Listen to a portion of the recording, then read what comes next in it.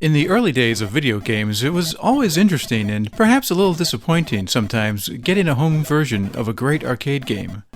Your Atari 2600 or whatever didn't have nearly the power of the arcade machines, so of course it couldn't reproduce the graphics or sound you enjoyed in the arcade. Back then it used to bother me, but now I actually have more appreciation for the old home-to-arcade conversions as being unique titles on their own.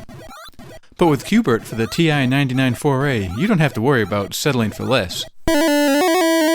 Because this game is jumpin' awesome. See what I did there? I said jumpin' awesome. 'Cause you jump around in this game, right? You know? Oh boy.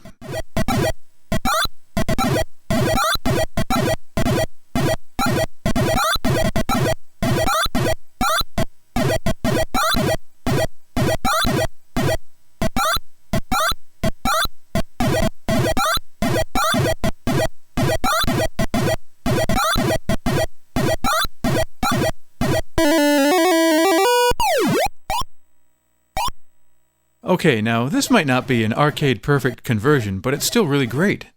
You have to remember that in many home conversions of qbert back then, he didn't even have eyes. Instead, he just featured 2 gaping holes in his head. So based on eyeballs alone, the TI version is ahead of the pack. Plus everything else looks great. All the enemies are there, and they're multicolored and nicely animated, and just in general, this is a pretty sharp-looking game. The sound is really nice too, although it's really too bad they didn't support the speech synthesizer so you could hear all the great incomprehensible profanities qbert says.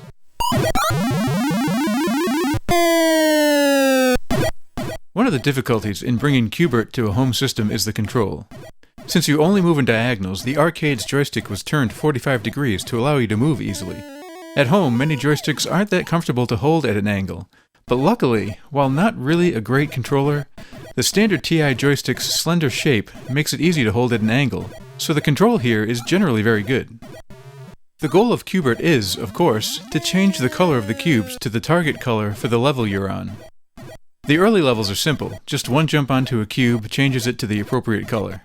Later levels require landing on a block twice to get it to the correct color, and after that it gets even more complex, where landing on a block you've already changed to the right color will change it back to the wrong one. And after that, I don't know what happens, because I've never gotten that far. The game's hard. Which isn't a criticism at all, though. It's tough but fair. It rewards not just quick reflexes, but also forethought. If you can develop the ability to analyze the board and where the enemies are, and look a few steps ahead to plan potential routes, you'll get far in this game. Me, I tend to get lazy and mess up, but I never feel like a death was cheap. I usually think, why did I go that way when there was clearly a safe route the other way?